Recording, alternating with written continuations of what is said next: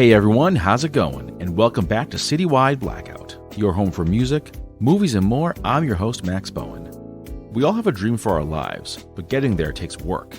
In this episode, entrepreneur Keddrain Bowen details how he started his journey from the trunk of his car at 23 years old to being the founder and president of Fanatics 101. We talk about that journey and its different twists and turns, and what led him to chronicle this in his book, The Dream is Free, The Journey to Success is Sold Separately.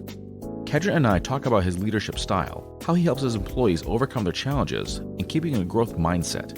He looks at his definition of success and how his own codes and morals influence his choices. And joining me now, he's got a pretty cool story, folks. He started out selling clothes out of the trunk of his car, and now he owns 2 stores, and he's now a published author. Keddrain Bowen joins me to talk about his new book, The Dream is Free, The Secret to Success is Sold Separately. Keddrain, welcome to the show, man. This is so cool to have you here. Man, thanks so much for having me, man. I really appreciate it, man. Of course. Now, let's start with the title, because the title to me, I think that there's a story behind it. You know, the dream and the success being two different things. How does that one apply to you, though? I mean, I think everybody have dreams. Dreams are free, but I think some people just daydream. For me, I'm like, hey, man, the dream is free, but the journey is what you really enjoy. I'm like, it's great to win a championship, but the journey along the way is really what keep you kind of going. And when I was thinking of different things to kind of name the book, I was like, the dream is free. Okay, then I want to make sure I'm Googling things like, man, did anybody got anything similar to this? And I changed it up just a little bit, but that was one of my things I always say, like, is, you know, the dream is free, win the day, because I think it is. I think everybody have great dreams, and I think everybody has greatness inside of them, but sometimes people just need a little bit just to pull out of them. Exactly. So tell me about your dreams growing up. You know, like what did you aspire to be? When I grew up, I wanted to be either, you know, an athlete in movies or own a business. That was kind of like the 3 things that I wanted to do. So I chose that to be an athlete. And when I tore my Achilles tendon when I was in college, and yeah, it was painful. I tore it again, my other leg, as an adult. So I done tore both of them. I'm one of those rare cases that it can happen to both of them. And I just thought that, you know, once my college career was kind of over with football, I just really started focusing very heavy in my books and business, and just fell in love with it and just started doing it, and couldn't get an opportunity after I graduated, couldn't get an opportunity where to go get a, you know, what quote unquote real job. I couldn't get experience. So I decided to start selling clothes out of the trunk of my car with $300. And I was like, hey, I'm gonna just do it for like 6 months, get some experience to put on my resume. And I just fell in love with what I was doing, man, and just helping people out. And I'm like, man, I like being my own boss too. So I kind of dig this. So 19 years later, almost 20 years later, still doing it. Wow. So how did you go from selling clothes out of the trunk of your car to now running 2 different stores? I mean, I just kept pushing when I got it. I mean, I when I started, you know, my goal was, again, just to get enough experience so I can, you know, move, get a job. I had a sports management degree from Tuskman University, so I was trying to just get into like some sports field to try to get a job, or even coaching, whatever the case may be. Didn't happen for me, but when I started selling clothes, I'm like, I started selling a little bit here, a little bit there, and I'm like, man, I kind of dig this right here. I mean, so I started selling urban clothes in East Tennessee, which is different. It's only like 8% minorities, so it's kind of weird. I'm selling urban clothes in this market, but I'm like, if you believe in it, I mean, people buy off people that believe what they're selling. So I believed in it, and lo and behold, they still believing, and it worked out for me. Yeah. And now you're the founder and president of Fanatics 101. Tell me about that. We've been around for a while. Like I said, 19 years. Doing it when it first started, it was like KD Urban Wear, and we changed it to just sports. Because the great thing, I did urban for a while, but I really love sports. I'm a sports fan, play sport, always want to be sports. And I changed to sport because, I mean, no matter who you like, you can always relate with sports. You know, we relate because we don't like certain teams. So it's a little bit, you can sell a little bit more sports stuff than you can urban clothes, because pretty much everybody like sports. So I've been doing it. We sell hats, jerseys, T-shirts. We got all the big brands. We have Nike. We have New Era. We have a lot of big companies sell a lot of memorabilia, different things like that we sell in our store. 2 locations, one in Asheville, North Carolina, one in Johnson City, Tennessee as well. You get to be the founder of your own company. You're your own boss. You get 2 stores. What's that lifestyle like? Oh, people usually ask me, they were like, do you own the store? And I'm like, it depends. It depends on how much people need for me to do. Some days I own the store when I don't have to be there and everything is running really good. I own the store. When I have to be there and I'm putting out fires, it on me at that point. But this is what I signed up for. You have to be different. I tell people business is not for everybody. You got to be built different. You got to be a little crazy. Got to be a risk taker. But it's a great reward. I mean, this is good. It's good stuff you have. And I know it's something that I can't find myself. So every day I know I have to go work in. I got a motto, just win the day. Every day I got to go in and be the best that I can be every single day so that I can provide, for my family and just try to leave a legacy and make it good for our community that we live in. That, man, hey, I'm providing something good. You don't have to go to LA, New York, Boston, Miami to find good sports stuff. You can come right here into our local store and still find some good products. You talk about a legacy, but what do you hope your legacy is? I believe I was a good person, that I push people to be great, and that hopefully people just follow my lead and just work hard. I mean, I didn't always have it easy, but I never really found excuses. I just want to find a way. I'm like, man, well, it's a will, so it's a way. Everybody gonna go through stuff, and everybody, we just struggling well. I mean, everybody got some battle that they fighting that they don't tell people about. You just got to struggle well. I mean, some people tell all this stuff. I mean, some people don't. They keep it all secret. But I mean, I just try to tell people about the good days and the bad. We all have them. But I try to be positive as much as I possibly can to try to inspire people just to be great. All right. So let's dive into the book. This one, again, recently out, folks. You can get it in print, ebook, audiobook coming pretty soon. What made you say, okay, I'm going to just share my life story with the entire world? I always wanted to write a book. I talked about it for a very long time about like, hey man, one day I'm gonna write a book.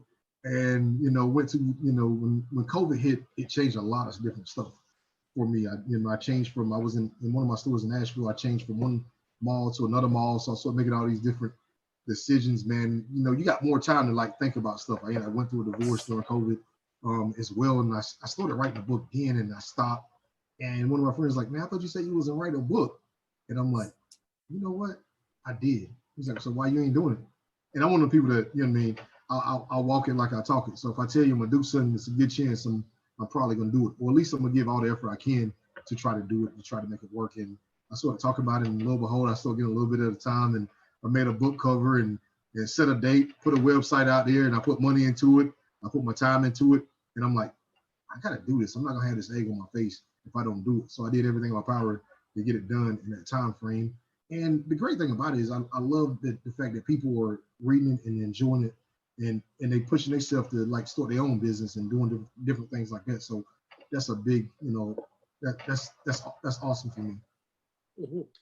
What would you say is the overall goal of the book? What should people be like taking away after reading it? The goal of the book just to look at your life and say, what can I do to get better? And I put the good, the bad, and the ugly in the book. I put some of my success. I put some of my failures in there, because in life you're gonna have failures as well. But it's not a failure if you learn from your mistakes. And I also talk about like practical business stuff in there, like, hey man, start investing early, networking, marketing, just overcoming, just different things, integrity, just leadership. And just the mindset, because a lot of times it comes down to the mindset that you choose to have. You can choose to be a victim, or you can choose to be victorious. Mm-hmm.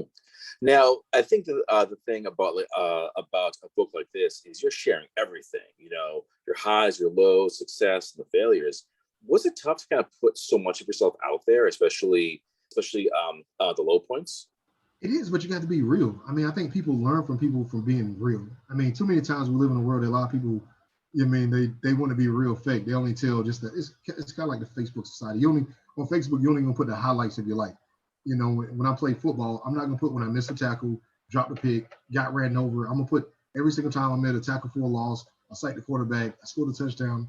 And it's kind of life that people live, but you can't really learn from people when they only telling you about the good stuff that they have. You also can learn like, man, business ain't easy. It's not easy for everybody. Being a parent ain't easy. Just being a person, life can get hard. There's some things that happen to us that's not necessarily fair, but what are you gonna do? I choose to treat them like speed bumps and run over them. Nice. I like that, man. I like that. Was that always your way of looking at things? Those the speed bumps, you just kind of run them down? For the most part, yeah. I mean, it ain't all. I'm not big on making excuses, so I'm big on making a way. And a lot of time, I lean on my faith. So I had a near-death experience when I was almost 9 years old, and almost drowned, and I was saved, and my grandma always told me God saved you that day for a reason.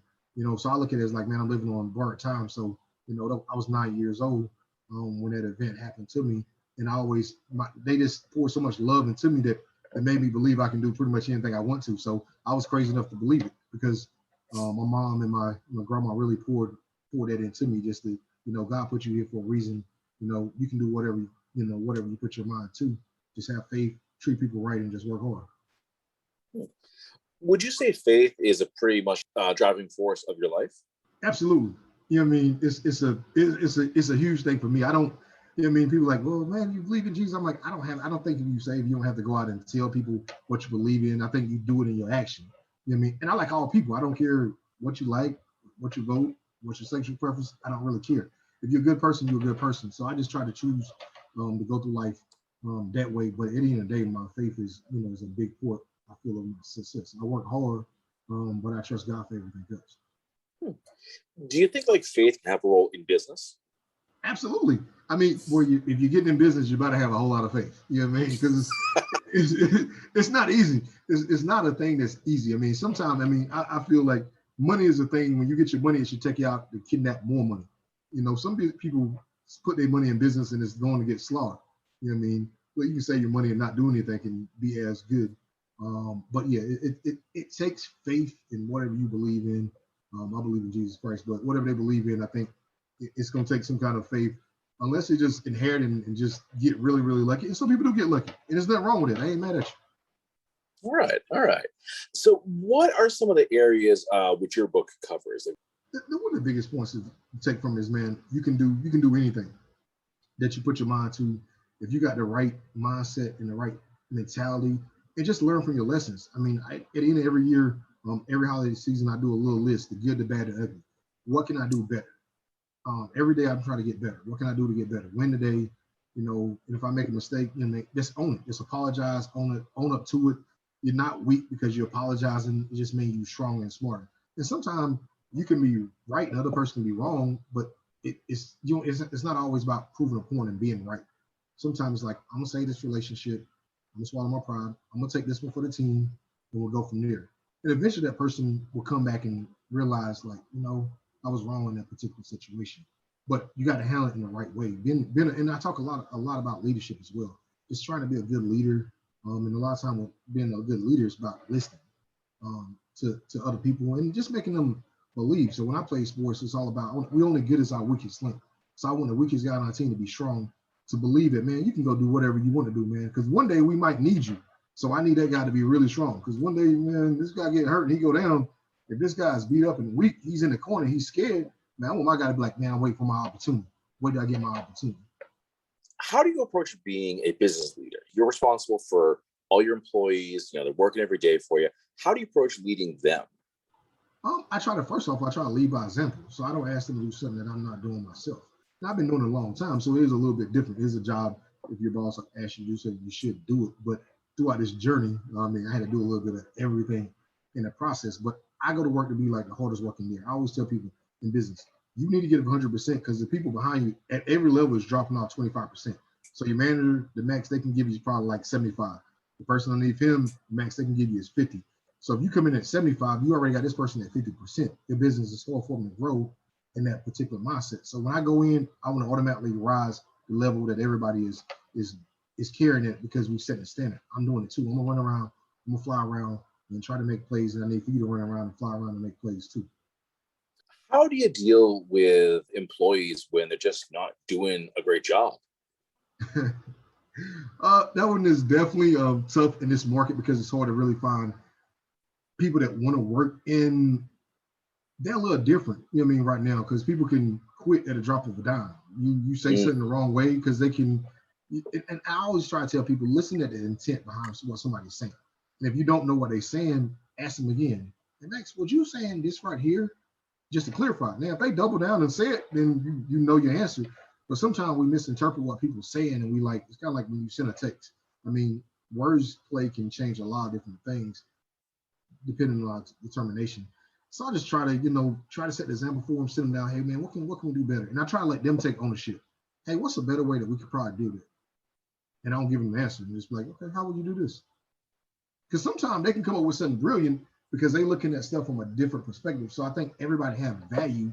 So I try to make them feel like they are an important piece of the team. Yes, I own the company, but you are very important to what we do here.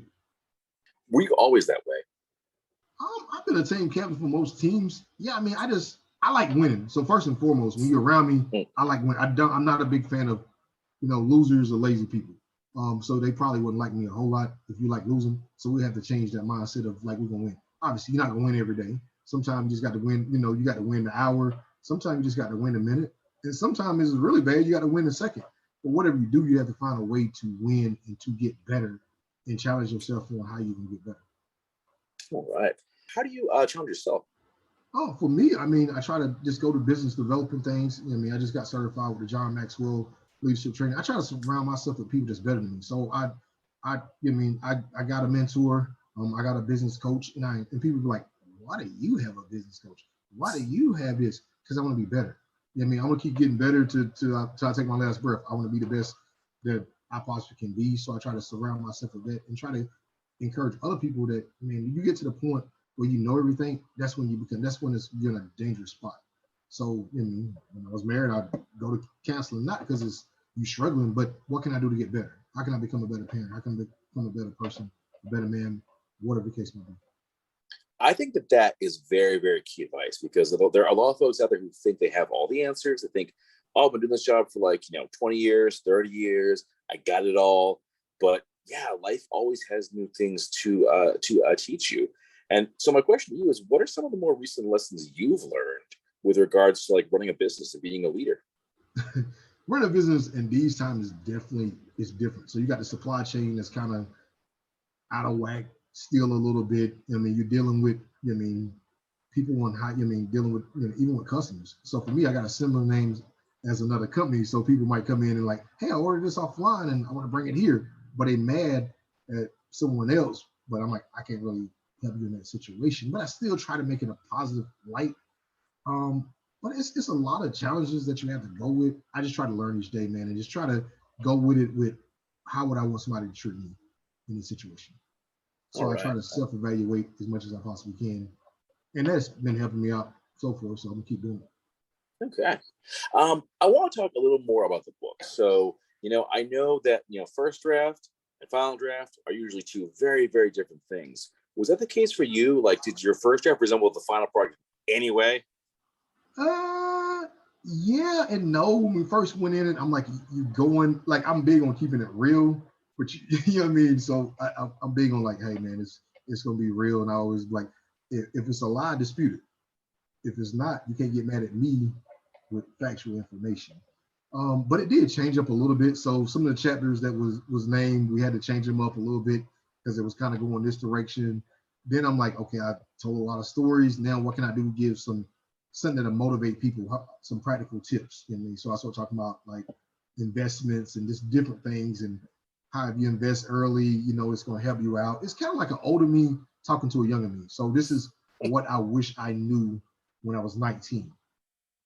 You know what I mean? And you go from there. So I always tell people learn from other people. When I first started my business, I went around to all these different people and just asked them hey man, I had 10 questions that I would just ask them. I don't remember the question, but I used to go there and just ask different questions hey, I'm thinking about starting a business. What advice can you give me? And if you ask people for help, a lot of times people will give the information. Everybody's not jealous of you. You just didn't ask them for the information. It's not that people don't necessarily like you. You just gotta, just ask them. Worst case scenario, they're gonna tell you is they tell you no. Eventually, you're gonna get a yes, and that might be that yes that you've been needing the whole time. Mm-hmm. What would you say was the yes that kind of changed your life? The biggest one is, man, just go back to faith. You know what I mean? Just asking the Lord to come into your life. You know what I mean? It's probably one of the biggest ones, and it's free. You know, something you can do every single day, and it's something free. And I think you're just treating people right and having the right attitude, even when sometimes I feel things that happened to me wasn't necessarily fair, but I didn't find an excuse. I'm like, I'm gonna keep pushing. So I'm like, well, I don't think you'll be able to do this right here. I'm still in clothes out of the truck of my car. And I graduated. I mean, people used to laugh at me like, man, you graduated, you selling clothes out of the truck of your car, man. Must be nice. I'm like, well, one day. So I'm big on one day. I always like, man, one day when I grow up, I'm gonna have this.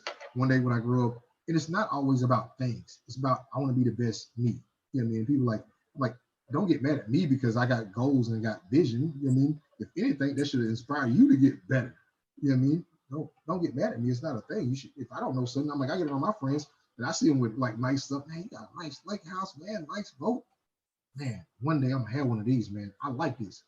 Man, how can I go take you lunch, man? I really like how your business is going. You know, what can I do, and people love that because most time people just mad and they jealous of them. So it's good when people get to like, man, yes, you take my lunch. Don't worry about it. They probably won't even let you pay for them, but it's a good thing that you can do. So I think a lot of times it's just about being humble, and you can learn from everybody, from little kids, the homeless man, the person that's been there forever, the person been in business forever, the person just started. You can learn from a lot of different people as long as you take a humble approach at it. Now, does this book, would you say it's more for folks who are kind of starting out, or can it apply to someone who is already like living a dream, who is already like on that path? I think it can be for both. I try to write it in both, in a way that it can help both parties. If you about to start up a business, or you're younger, or you about to restart your life, I think it's definitely a book that can really help you. And a lot of times it's just about thinking, like getting you think a little bit different. You know what I mean? I got pages in there talk about your journey. So you can write blank pages of, man, I like this right here. What can I do? It's not about me. It's what about you? What can you do? How can you aspire and make a difference in your community, in your world, to your family, to your, to the people that surround you.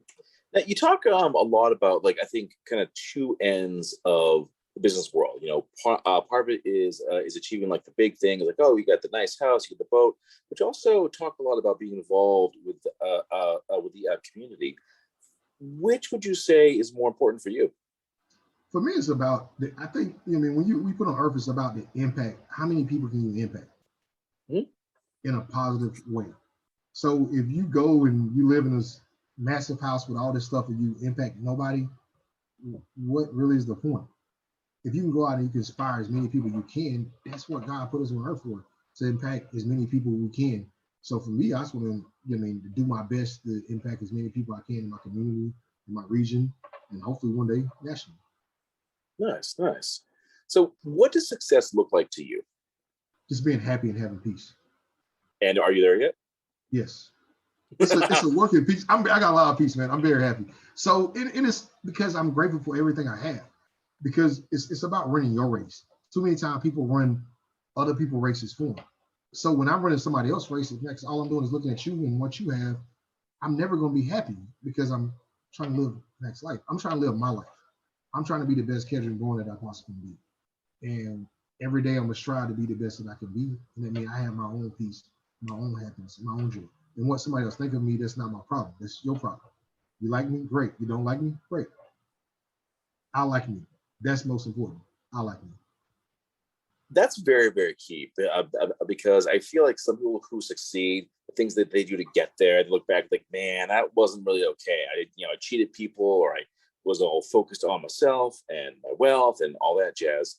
So when it comes to liking yourself, does that really influence the choices you make as an owner and a boss? I think it does, but when you have that approach, it'll rub off on other people. I like people, and I like seeing other people succeed. I want everybody around me to be great.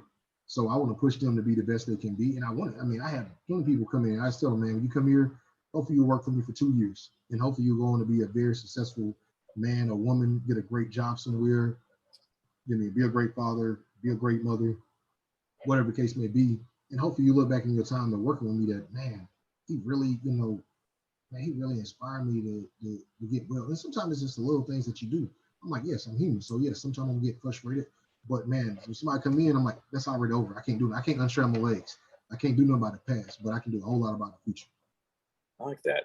So what is next for you? Of course, you got your stores, the book's out now. What's next for you in this year? In this year, man, I'm working very hard on getting more speaking engagements, just getting good. You know, I'm doing business coaching now.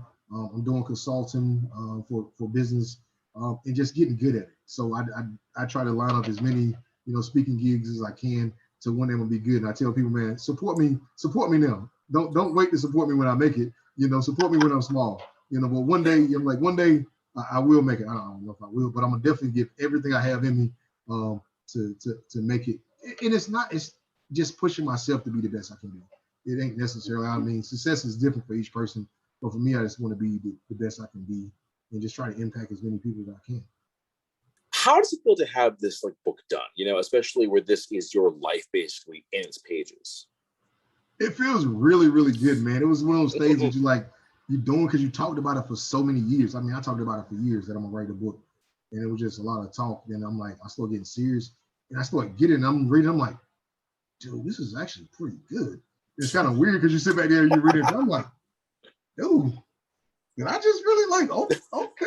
I felt a little bit like a rapper or something. I'm like, man, I am really dropping some lyrics right here.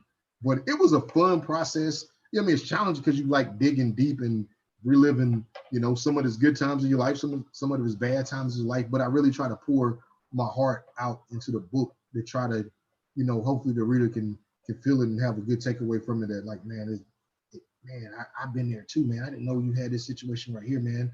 I worked in the factory too. I didn't go to college after that too, man. I was in resource classes too. Whatever the case may be, that no matter how bad it is, as long as you don't give up on yourself, you're okay. I feel like your book has a better application to the more everyday person, kind of has those dreams and starting small and has the big goals.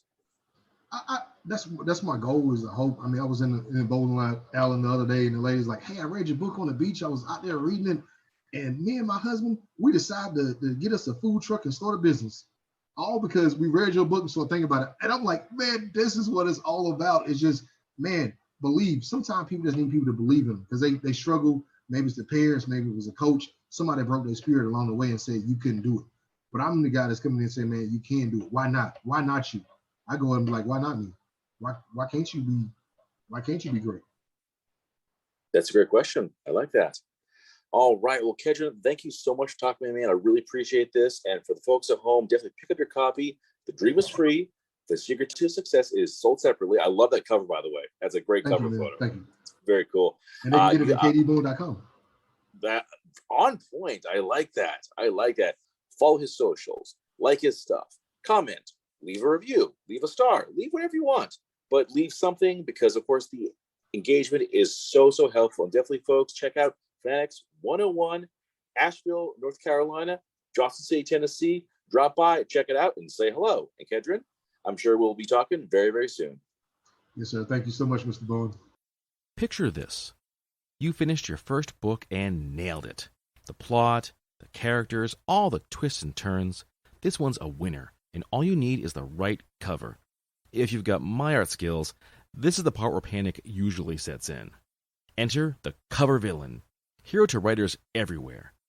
Founded by noted author Remy Flagg, Cover Villain focuses on composite image covers for science fiction and fantasy writers. Give them the details, and they'll craft a cover using popular trends that everyone will want to see. But wait, you say, I've got ideas of my own. No problem, as Cover Villain loves a good collaboration. As they say, our goal is to put a little villain in every cover we make. Want to know more? Then head to covervillain.com and follow them on Facebook and Instagram. And that brings this episode to a close.